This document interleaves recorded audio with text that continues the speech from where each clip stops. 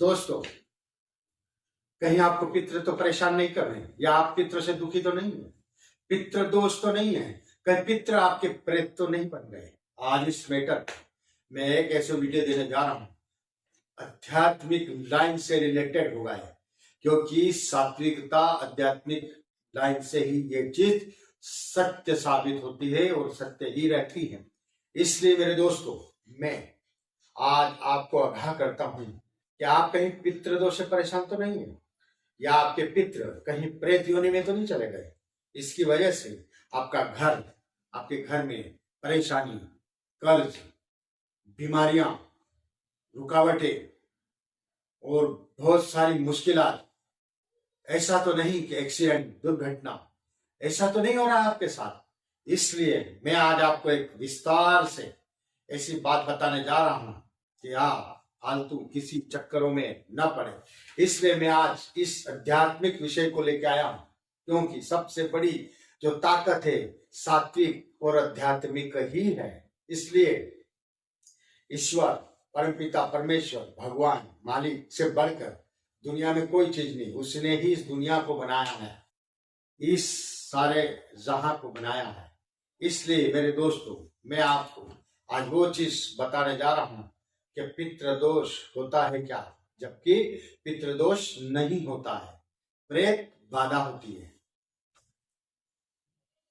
इस मैटर पे मैं ये बताने जा रहा हूं कि जो लोग बेचारे एक्सीडेंट, दुर्घटना में मर जाते हैं, फांसी खा के मर जाते हैं, जहर पी के मर जाते हैं, या उनकी उम्र बाकी रह जाती है, अधूरी मौत में मर जाते हैं, वही प्रेत नहीं बनते हैं। प्रेत तो वो भी बनते हैं।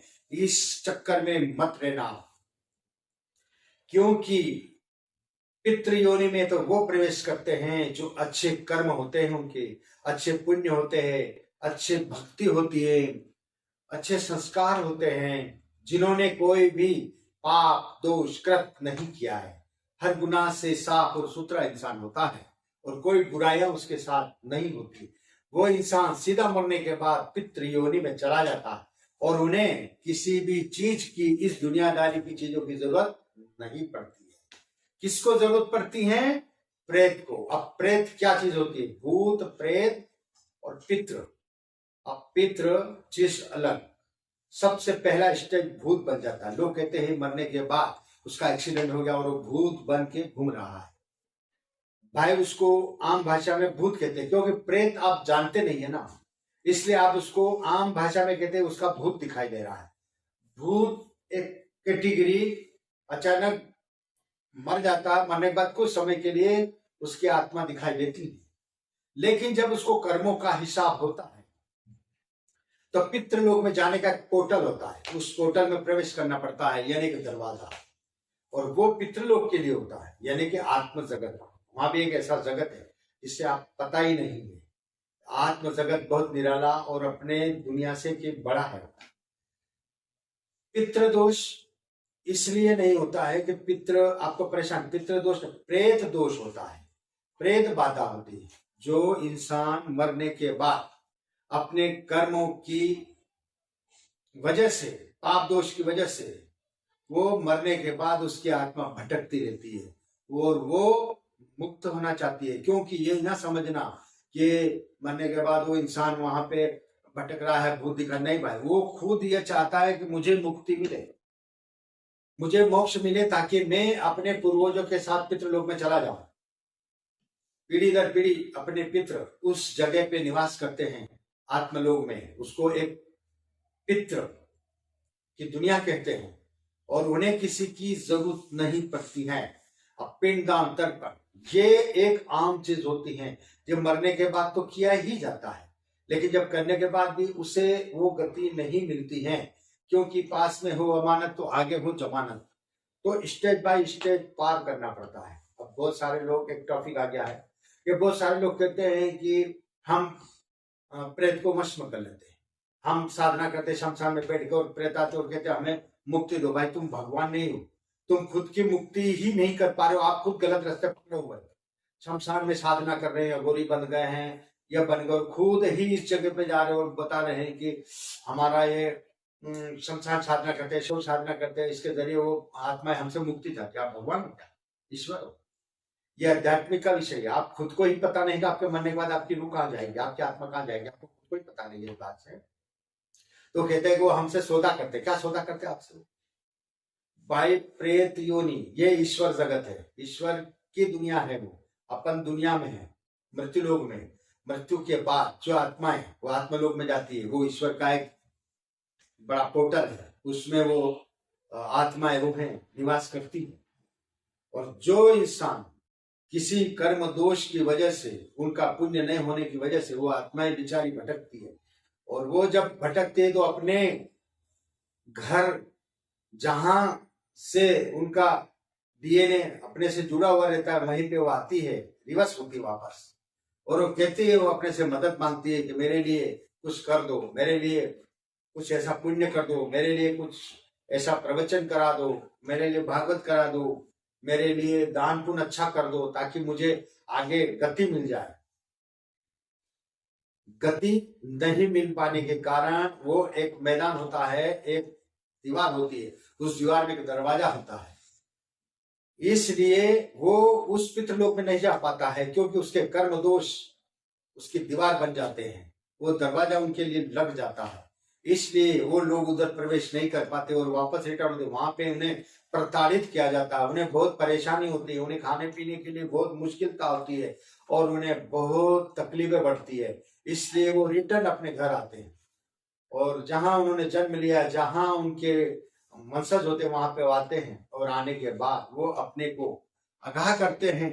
वो खुद बोल नहीं सकते, खुद आके कह नहीं सकते, वो अपने को आगाह करते हैं, कभी सपनों के माध्यम से, कभी घर में कुछ संकेत देते हैं, घर में अपने को परेशानी डाल देते हैं, रुकावटें, शादी विवाह में रुकावटें आ जाती है, शादी नहीं होती है, बड़े छोटे लड़के में ये पोजीशन हो जाती है, सगाइयों की बात चलती है, सगाइयां नहीं होती हैं और घर में बरकतें उड़ जाती है, रोजगार से महरूम हो जाते हैं। बच्चे जब पढ़ाई करते हैं, पढ़ाई करने में उनका रिजल्ट सही नहीं आता है, नौकरी जॉब के लिए वो बार बार रिजेक्ट हो जाते हैं। ये बहुत सारी रुकावटें आना शुरू हो जाती है, खेत में बरकतें नहीं होती है, जितना कमाओ बराबर हो जाता है। ये सारे संकेत इन पितरों की वजह से, मतलब प्रेत बाधा की वजह से होता है। और वो ये चाहते हैं, अपने संकेत देते हैं कि भाई मेरे लिए कुछ करो ताकि मुझे मोक्ष मिल जाए, तो मैं अपने पितृलोक में चला जाऊं।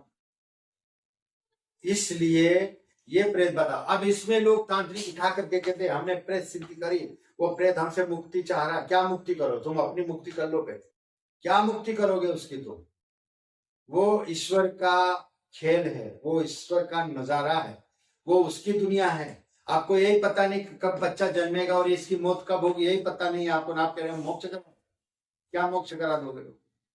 इस तरह से बेवकूफ मत बनो और बेवकूफ मत बनाओ लोगों को, क्योंकि ये आध्यात्मिक विषय है। रजोगुण, तमोगुण और सतोगुण, ये सतोगुण का खेल है, ना तो रजो का है ना तमो का है।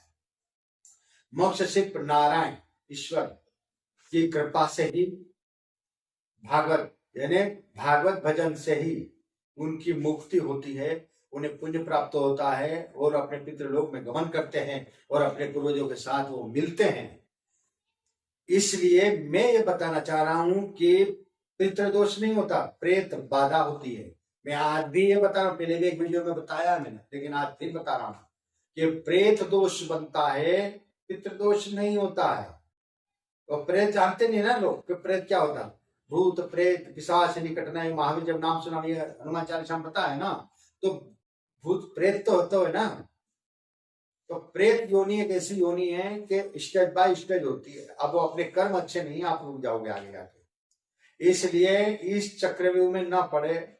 और दूसरी बात है कि अगर आपने प्रेत सिद्ध कर लिया, मान लो आपने किसी भी कारण मंत्र तंत्र जो भी करके आपने उस प्रेत को जित लिया, अब आप उस प्रेत से पहले तो वो बेचारा परेशान, अपने कर्मों की वजह से मुक्त नहीं हो पा रहा, और फिर आपने उसको वश में करके फिर उससे बुरे काम करवा रहे हो। आप अब बुरे काम करवा रहे हो तो वो इंसान को जो तकलीफ पहुंचती है ऊपर वाले से, तो जब बुरे काम करेगा तो बुराई कभी भी सक्सेसता हुई है।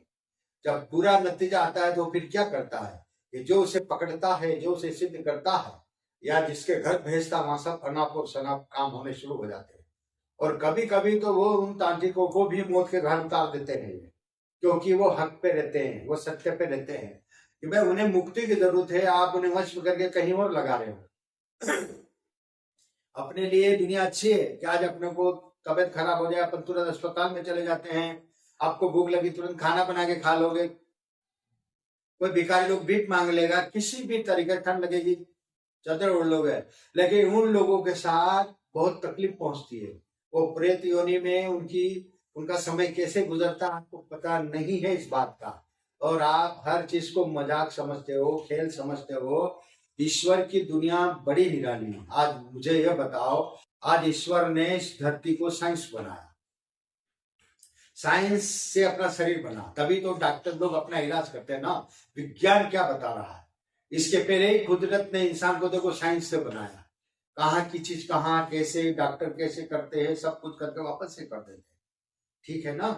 तो यह धरती भी साइंस बनाई है कि सूर्य के चारों तरफ 365 दिन का चक्कर लगाती है, अपने अक्ष पे वो घूमती हुई, इस तरह से दिन और रात बनते हैं।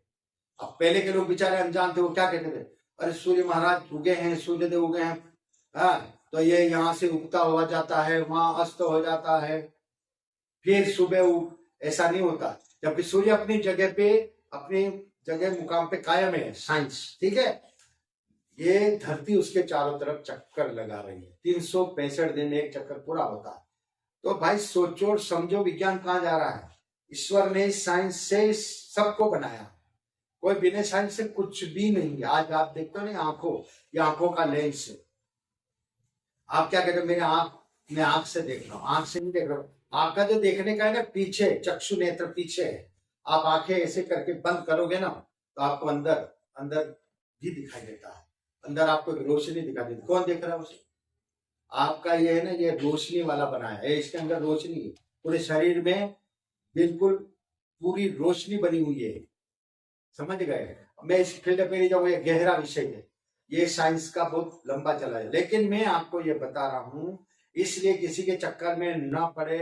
प्रेत बाधा होती है, पितृदोष नहीं होता, इसलिए प्रेत को मुक्ति, यानी कि अपने जो पूर्वज होते हैं वो प्रेत योनि में चले जाते हैं। कहने का मतलब ये होता है कि जो आदमी पढ़ लिख करके टीचर बनना था वो चपरासी बन गया, बस आप समझ गए बात। अब चपरासी वाला वापस वो परीक्षा दे करके वापस टीचर बनना चाहता है, इसीलिए लोग कहते हैं 4 क्लास, फिर उसने पास करी तो फिर वो बाबू बन गया, फिर पास करी तो फिर वो गिरदावर पटवारी बन गया। इस तरह से ही माहौल होता है, ये भी स्टेज बाय स्टेज मामला बनता है इसका। इसलिए मेरा आपसे निवेदन है कि पितृदोष नहीं होता, प्रेत बाधा होता है, प्रेत कोई किसको मुक्ति नहीं करा सकता, ये सिर्फ आध्यात्मिक विषय है। इसीलिए भागवत में इसका पूरा वर्णन है, गरुड़ पुराण में इसका पूरा वर्णन है। आप शास्त्र के मुताबिक ही इसका पठन पाठन करें और समझने की कोशिश करें, ठीक है दोस्तों। धन्यवाद, आज मैं इतना ही इसमें बताऊंगा। अगर समझदार हैं तो ये मेरा इशारा काफी है, और फालतू कोई चक्रों में मत पड़ना है, बस ये मेरा आपसे निवेदन है, ठीक है दोस्तों। अगली वीडियो में फिर मिलते हैं।